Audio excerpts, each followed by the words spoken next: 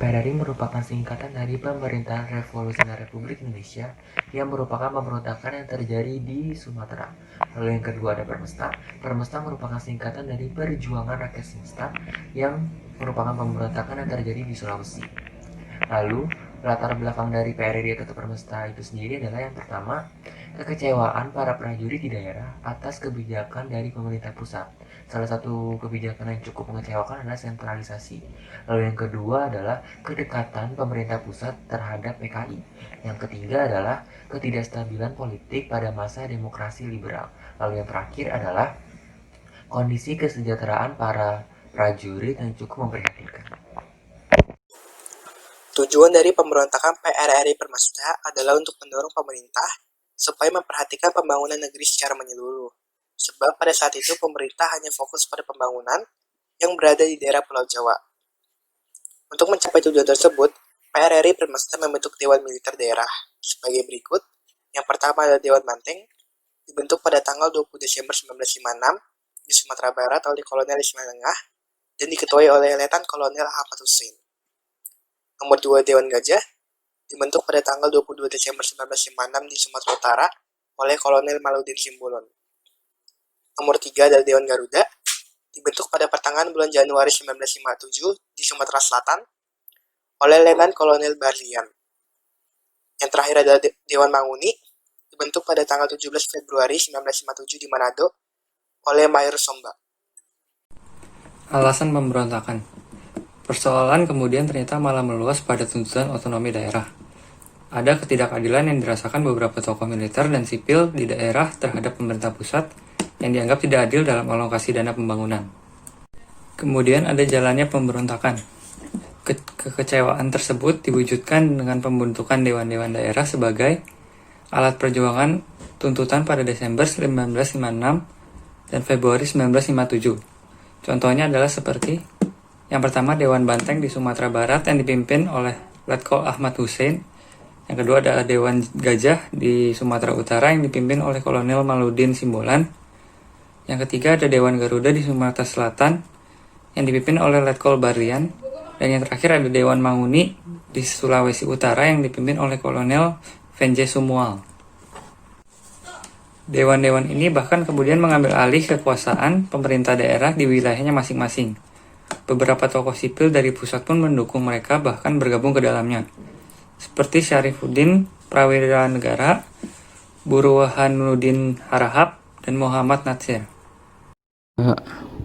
KST Abdul Haris Nasution dan Perdana Menteri Juanda sebenarnya berusaha mengatasi krisis ini dengan jalan musyawarah, namun gagal.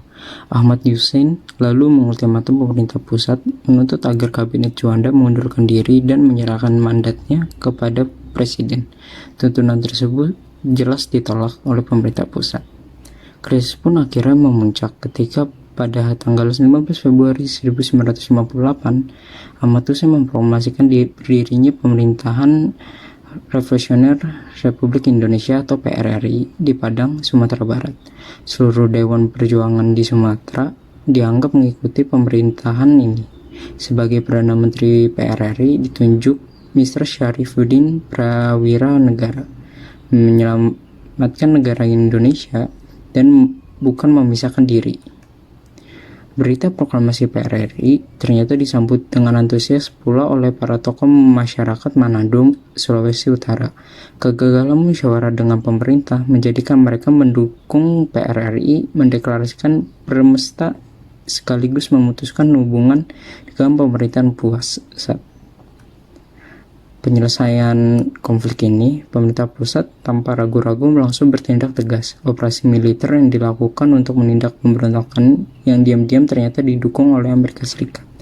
AS berkepentingan dengan pemberontakan ini karena kekhawatiran mereka terhadap pemerintah pusat Indonesia yang bisa saja semakin dipengaruhi komunis. Pada tahun itu, juga pemberontakan PRRI dan Permesta berhasil dipadamkan. Saya akan menjelaskan sejarah singkat Kiai Haji Agus Salim dalam mempertahankan kemerdekaan Indonesia.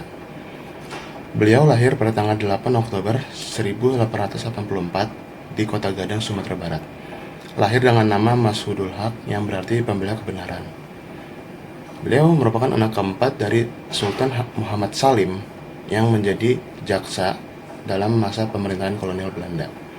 Karena kedudukan ayahnya sebagai jaksa, Agus Salim bisa belajar di sekolah Belanda dan fasih dalam sedikitnya 7 bahasa, yaitu bahasa Belanda, Inggris, Arab, Turki, Prancis, Jepang, dan Jerman.